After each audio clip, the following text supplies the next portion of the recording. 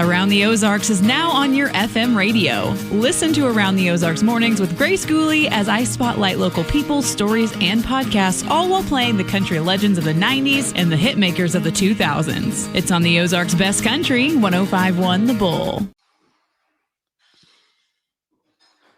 It's time for Around the Ozarks News, brought to you by the Springfield Greene County Park Board, Thompson Sales, Kitchenland USA, Advanced Car Care Center, and Smouse Brothers Foundation Repair.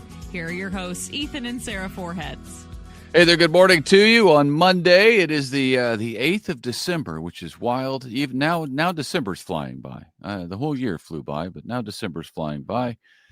What are you going to do? Can't stop time. So we're going to tell you about some news, and we'll figure out that after this. All right. The Missouri State community is grieving the loss of freshman Elijah Murray, who was killed over Thanksgiving break in Kansas City, where she's from. Yesterday afternoon, hundreds of students at MSU gathered there on campus for a heartfelt balloon release, sharing memories of her and praying together. Kansas City police have named 29-year-old Eric Phillips II as a person of interest, and they are still searching for him. Counseling remains available on campus for anyone who might need support in that loss. No word what happened to her yet, by the way. Still under investigation. Missouri State University, meanwhile, is facing a multi-million-dollar budget shortfall this year, even after posting record enrollment this fall. The problem, a drop in full-paying degree-seeking students, while dual credit high schoolers who pay far less money push the total headcount to more than 27,000 students.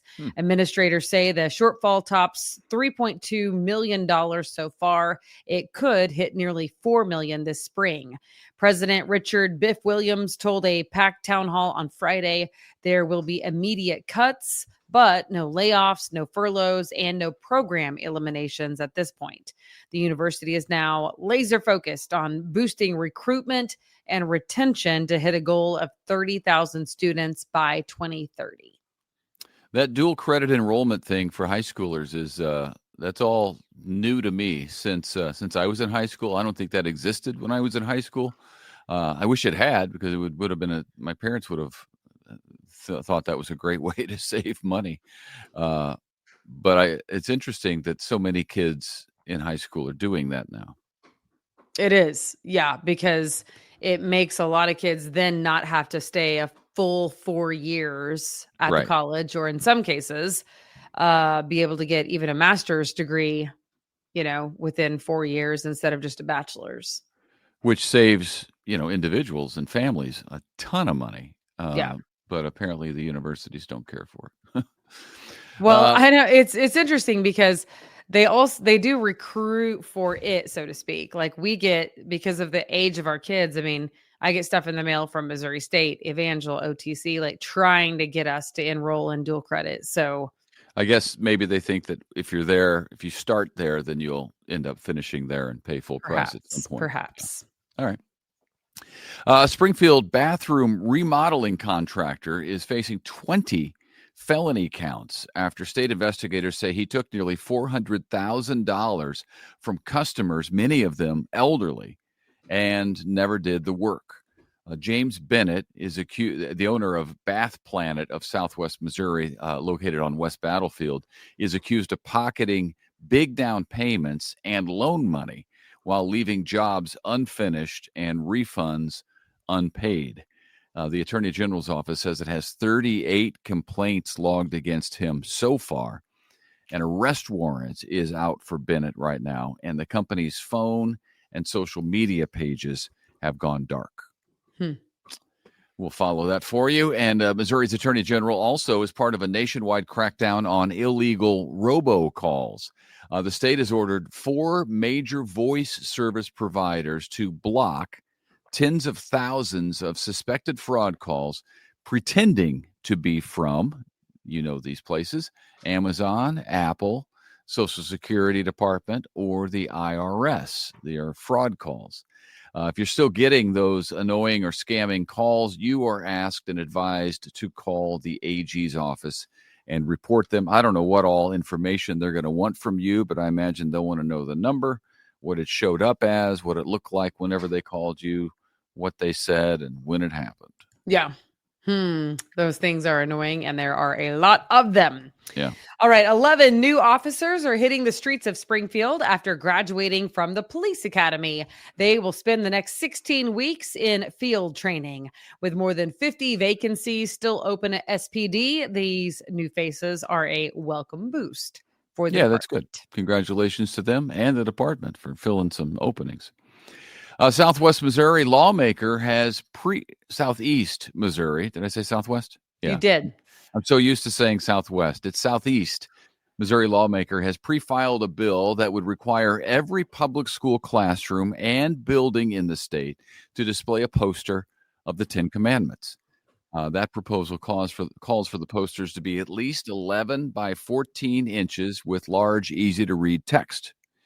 The bill would take effect in 2027 if it's passed when lawmakers return next month. And I think last year there was something similar that was floated by lawmakers. It ended up not passing, but I think it was close.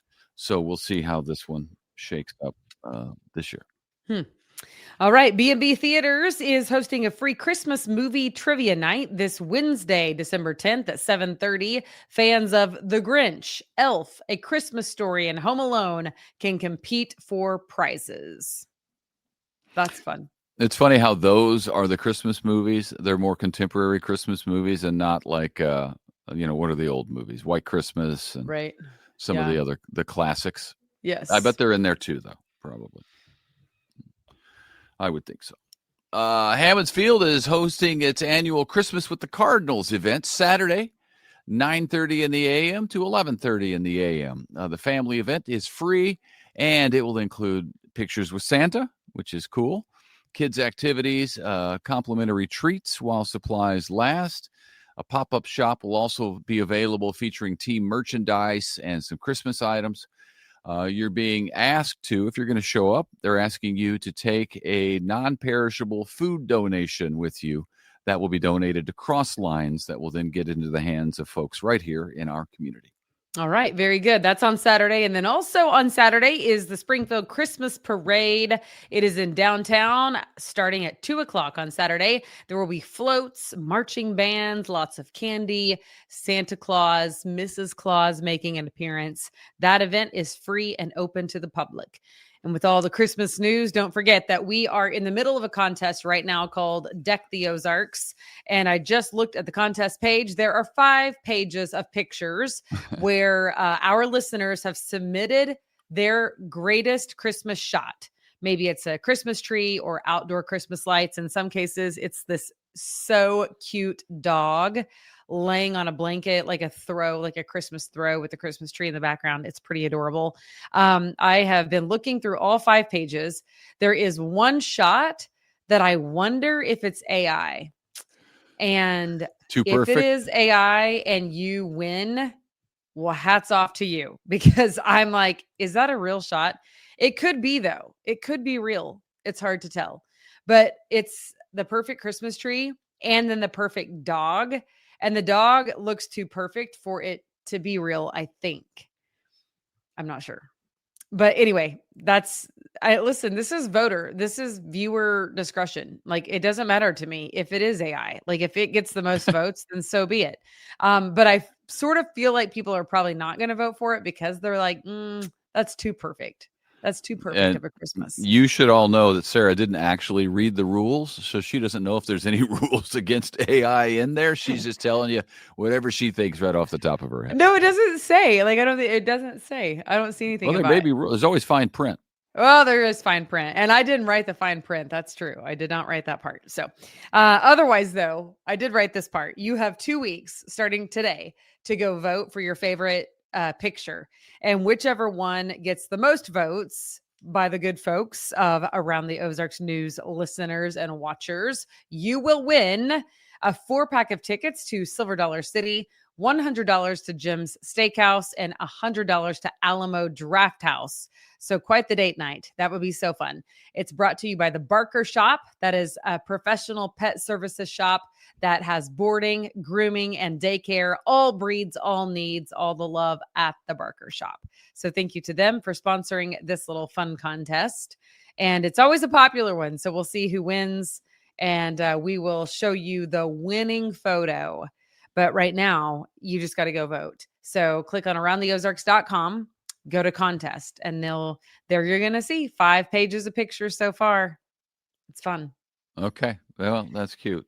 People like showing off their Christmas decorations for sure. Yeah. They honestly all look good. It's just like that one is a little bit perfect. Too perfect. Yeah. One of them is a picture of I guess like the Tin Man type, like nutcracker type guy at Silver Dollar City. That one's kind of cool. You know, you say Tin Man? It's like he has like the tin face. I know. And like the tin hat thing, but I think it's supposed to be like the live nutcracker guy because he's at the Silver Dollar City parade. Can you like picture the two together? I can't like turn my screen around or else I'd show you. Yeah. Well, we can all look it up at aroundtheozarks.com. I know. That's the exactly. good news. There you go. That's the good news. All right. That's all we got. Thanks for joining us. We hope you had a great weekend. Happy Monday. And before long, it's Christmas. So I hope you enjoy the news while it lasts, because then everybody's going to be running to and fro during Christmas week. That's true. Yeah. Yeah. All right. We will see you tomorrow. Thanks for being with us. Bye.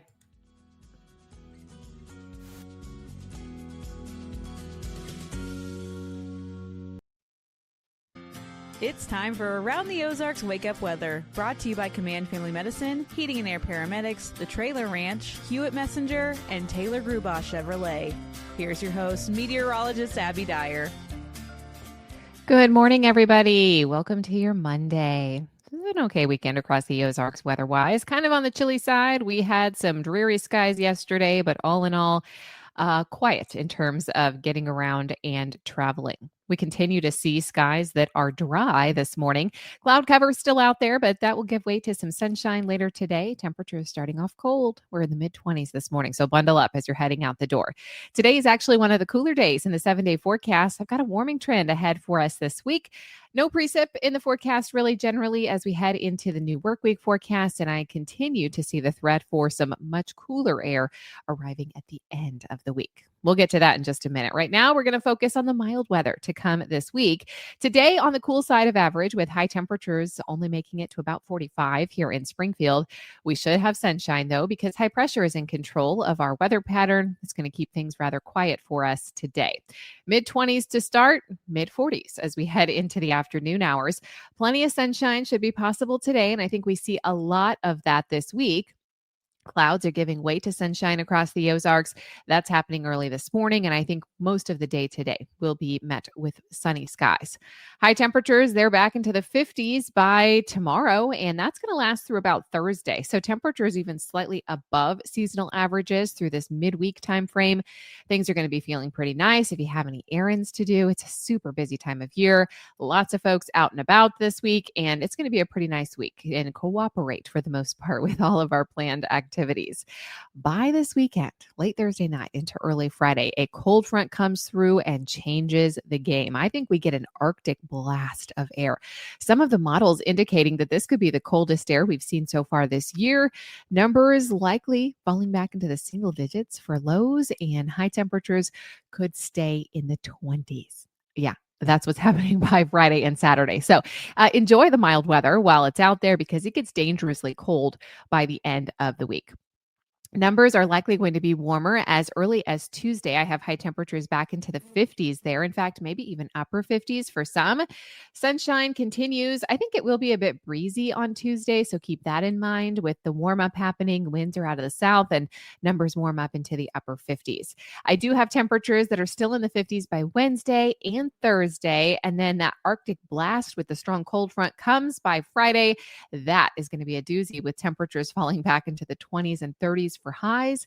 And as I mentioned, yes, single digits for lows with perhaps sub-zero wind chill values. It's going to be brutally cold to end the week and as we head into next weekend.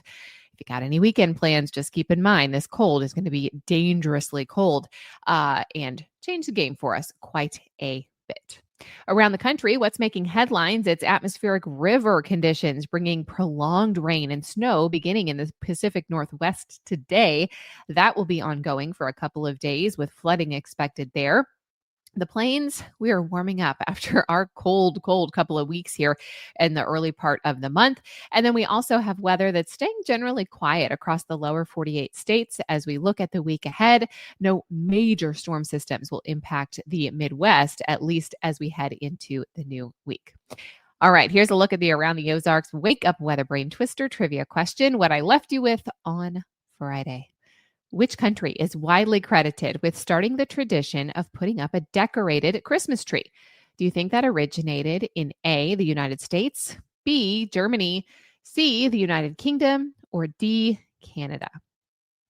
What do you think? Any guesses? If you guessed B, Germany, you would be correct. Of course, still famous for their Christmas villages. The German Christmas tree tradition dates all the way back to the 16th century and originated with decorated evergreen trees used to celebrate at their winter festivals. Originally, some of these decorations included apples, nuts, and some sweets with real candles added later. This is the old German way of decorating with real candles and wood or straw ornaments. It's still practiced today in a few areas, of course, fire hazard. So not as many folks practice it today, but some still do. And they leave their gifts up or their trees up until after New Year's or the Epiphany, which is Three Kings Day on January 6th. So now you know. Congrats if B was your guess. Here's your next chance to win. In which city does December mark the beginning of summer, where average temperatures are often above 77 degrees Fahrenheit? Do you think that is A, New York City, B, London, England, C, Sydney, Australia, or D, Moscow, Russia? Let me know your guess. You can do that. That's at the website, aroundtheozarks.com. Thanks for starting off your new week with me here.